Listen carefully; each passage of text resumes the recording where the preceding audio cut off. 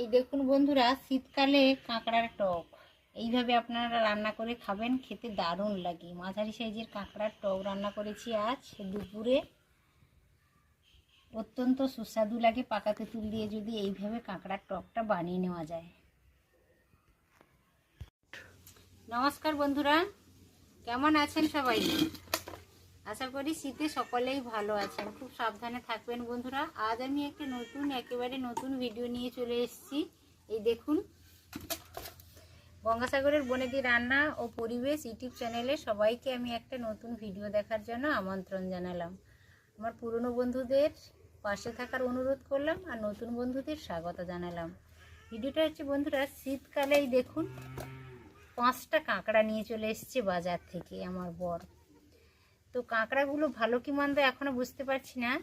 তো মনে হচ্ছে দুটো খুব ঘিওয়ালা কাঁকড়া। এই দেখুন, এটাও মাদি কাঁকড়া, ওই পাশের কাঁকড়াটাও মাদি কাঁকড়া, আর এই 3টা হচ্ছে ছেলে কাঁকড়া। তো যাই হোক, আমি এখন কাঁকড়াগুলো কেটে নেব। আপনারা দেখতে থাকুন, ভিডিওটা খুবই ভালো লাগবে। শুরু থেকে শেষ পর্যন্ত আমার পাশেই থাকুন। কাঁকড়াগুলো এখন আমি কাটবো। তো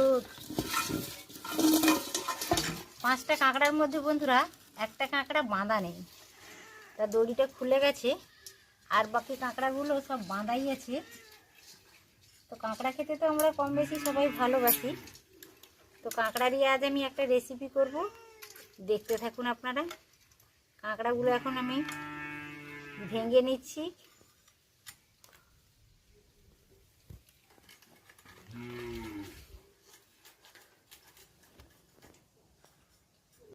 জ্যান্ত অবস্থায় কাঁকড়াগুলোকে দেখালাম বন্ধুরা।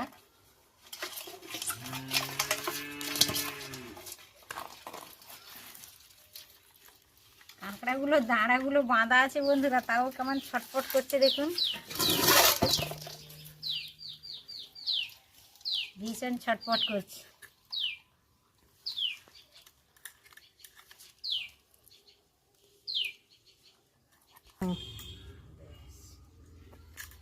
এক দু সেকেন্ড বাবা, কাঁকড়া ভাঙতে হয় বন্ধুরা একটু সাবধানে, না হলে হাতে কাঁকড়া কামড়ে দেবে।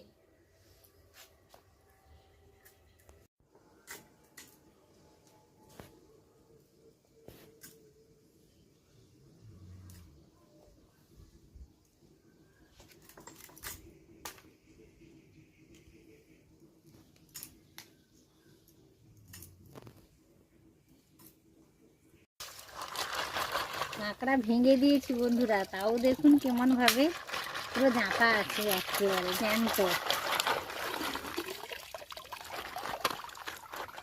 কাঁকড়াটা ভেঙে নিয়েছি, তারপর ভালো করে ধুয়ে নিলাম। এবার উপরের খোসাটা আমি ছাড়িয়ে নেব, তারপর রান্নাটা করব। ভালো করে ধুয়ে নিলাম।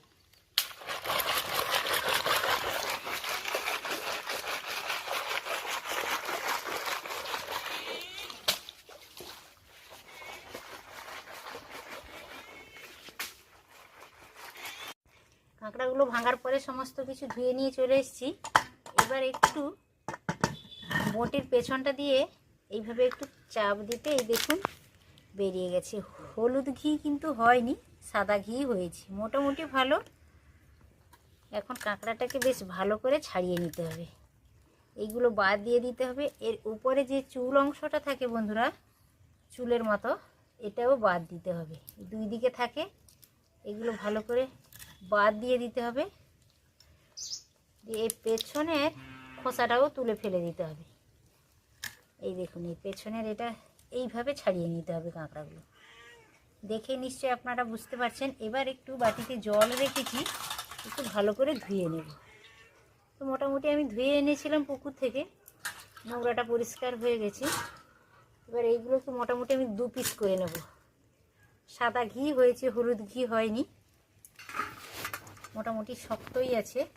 এবার ঘিটাকে এইভাবে আমি হাত দিয়ে বের করে নেব। সাদা ঘি আছে ভেতরে কিছুটা,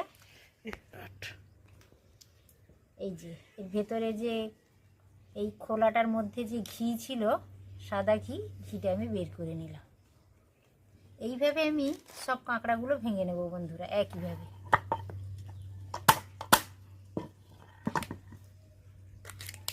এইটাতে অল্প হলুদ ঘি হয়েছে। তা একইভাবে এইভাবে উপরের চুলের মতো যে অংশগুলো থাকে সেগুলো আমি ফেলে দেব। এই যে পেছনের দিকে খোসাটাও তুলে ফেলে দেবো। আমি ধুয়ে এনেছিলাম, পরিষ্কার হয়ে গেছে, তাও একটু বাটিতে জল রেখেছি, ধুয়ে নিলাম। 2 পিস করে করব কাঁকড়াগুলো এইভাবে।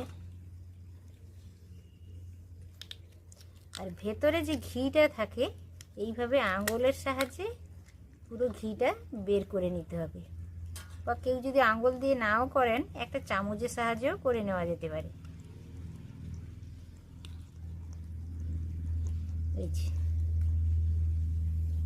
এই ঘিটা খুব খেতে ভালো লাগে। সেমভাবে আর বাকিগুলো করে নেব বন্ধুরা।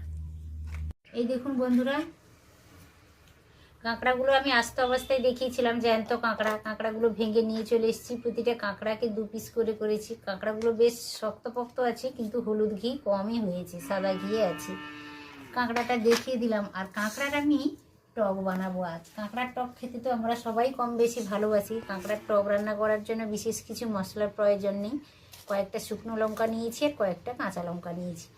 আর এই দেখুন, কাঁকড়ার টক বানাতে হবে তেঁতুল দিয়ে। পাকা তেঁতুল কিছুটা পরিমাণ নিয়েছি। আপনারা কাঁকড়ার পরিমাণের উপর তেঁতুলটা ডিপেন্ড করবে, কতটা পরিমাণ আপনারা টক খেতে পছন্দ করেন সেই অনুসারে টকটা নিয়ে নেবেন। একটা বাটিতে কিছুটা জল নিয়েছি, নিয়ে এইভাবে একটু নরম করে নিচ্ছি। আর এদিকে দেখুন বন্ধুরা, উনানে একটা কড়াইও বসিয়ে দিয়েছি। কড়াইতে তেল দেব। তেলটা গরমও হয়ে গেছে, জাল লাগিয়ে দিয়েছি। তেঁতুলটা নরম হোক, আমি জলে দিয়েছি। এবার আমি তেল দিয়ে দিচ্ছি। সরষার তেলেই আমি বরাবর রান্নাটা করে থাকি। কাঁকড়াগুলো একটু ভেজে নেব। তো কাঁকড়া খুব একটা বেশি কড়া করে ভাজার কোনো প্রয়োজন নেই। কাঁকড়া সবসময় হালকা করে ভাজলেই খেতে বেশ ভালো লাগে।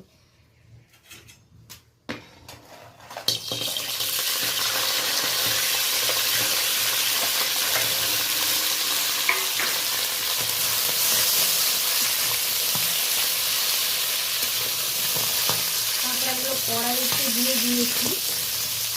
খুব একটা বড় সাইজের কাঁকড়া নয়, কিন্তু খুব ছোটও নয়, মাঝারি সাইজের কাঁকড়াগুলো। এই তেলের মধ্যে কাঁকড়া আর কাঁকড়ার দাঁড়াগুলো, সব ছোটো দাঁড়া বড় দাঁড়া সমস্ত কিছু আমি দিয়ে দিয়েছি। এবার লবণ হলুদ দিয়ে ভালো করে একটু লাল লাল করে নেব, লাল লাল করে ভেজে নেব।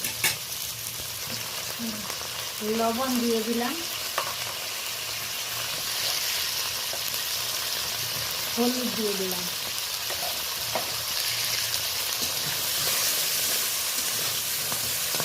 বেশ ভালো করে একটু নেড়ে চেড়ে নিলাম। ঘিটা দিয়ে দিলাম বন্ধুরা।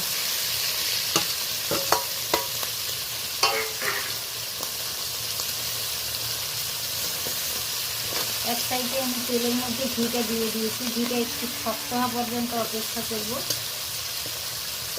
ভালোভাবে ভাজা হয়ে গেছে বন্ধুরা। এই পর্যায়ে অল্প আমি তেল দিলাম, একেবারে অল্প তেল দিয়েছি। কিছুটা তেল ওতে রয়েছে।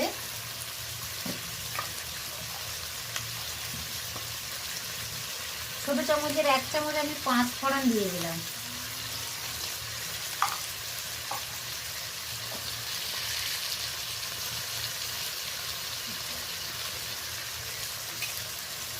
কয়েকটা শুকনো লঙ্কা দিয়ে দিলাম। 5 ফোড়নের সাথে 3-4টা শুকনো লঙ্কা দিয়ে দিলাম। কাঁকড়ার টকে শুকনো লঙ্কা ফোড়ন হিসাবে দিলে বেশ দারুণ সুন্দর একটা স্মেল আছে। জলে তেঁতুল দিয়েছিলাম, এইভাবে একটু ভালো করে চটকে নিচ্ছি। নরম হয়ে গেছে, এইভাবে চটকে খোসাগুলো, তেঁতুলের খোসাগুলো ফেলে দেবো। আর ওইদিকে দেখুন কাঁকড়াটাও বেশ ভালোভাবে ভাজা হয়ে গেছে। এবার আমি এইভাবে তেঁতুল গোলা জলটা দিয়ে দিচ্ছি।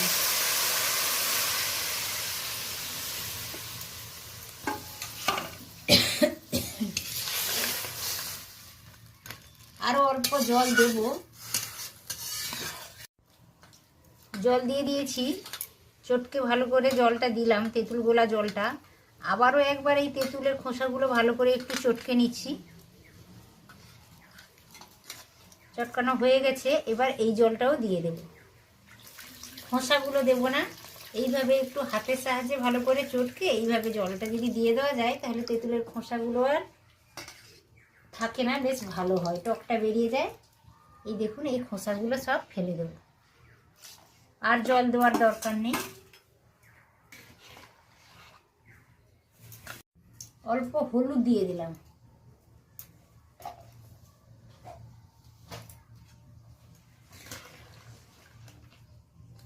এবার ভালো করে ফোটা পর্যন্ত অপেক্ষা করব। ভিডিওটা দেখতে থাকুন বন্ধুরা, আপনাদের সকলেরই ভালো লাগবে। এই দেখুন বন্ধুরা, শীতকালে কাঁকড়ার টক এইভাবে আপনারা রান্না করে খাবেন, খেতে দারুণ লাগে। মাঝারি সাইজের কাঁকড়ার টক রান্না করেছি আজ দুপুরে, অত্যন্ত সুস্বাদু লাগে। পাকা তেঁতুল দিয়ে যদি এইভাবে কাঁকড়ার টকটা বানিয়ে নেওয়া যায়। বন্ধুরা, কাঁকড়ার টকটা আমার পাকা তেঁতুল দিয়ে কমপ্লিট হয়ে গেছে। আমি একটা কাঁচের পাত্রে ঢেলে নিয়েছি। টক আপনারা সকলে সব সময় কাঁচের পাত্রে ঢালার চেষ্টা করবেন, তাহলে টকটা অনেক সময় ভালো থাকে। তো আমি ঢেলেও নিয়েছি, দেখুন কতটা দারুণ সুন্দর একটা দেখাচ্ছে, টকের একটা সুন্দর গন্ধও চলে আসছে। তো বন্ধুরা এইভাবে ট্রাই করে দেখবেন, আর ভিডিওটা যদি ভালো লেগে থাকে অবশ্য যতদূর পারেন শেয়ার করে দেবেন ফ্রেন্ডসদের মধ্যে আর ফ্যামিলির মধ্যে, আর পরিচিতদের মধ্যে শেয়ার করবেন। আর ভালো লাগলে একটি লাইক দিয়ে দেবেন, আর ছোট্ট ইউটিউবারের চ্যানেলটি অবশ্য সাবস্ক্রাইব করে রেখে দেবেন নিত্য নতুন ভিডিও পাওয়ার জন্য। আর পাশে থাকা বেল আইকনটি প্রেস করে দেবেন, আমার ভিডিও আপলোডের সাথে সাথে সবার আগে আপনার কাছে পৌঁছে যাবে। আজ তাহলে আসি বন্ধুরা, আবারও দেখা হবে অন্য কোনো রেসিপিতে অন্য কোনো সময়। তত সময় আপনারা সকলে সুস্থ থাকুন, ভালো থাকুন, সাবধানে থাকুন। আজকের মতো টাটা, নমস্কার।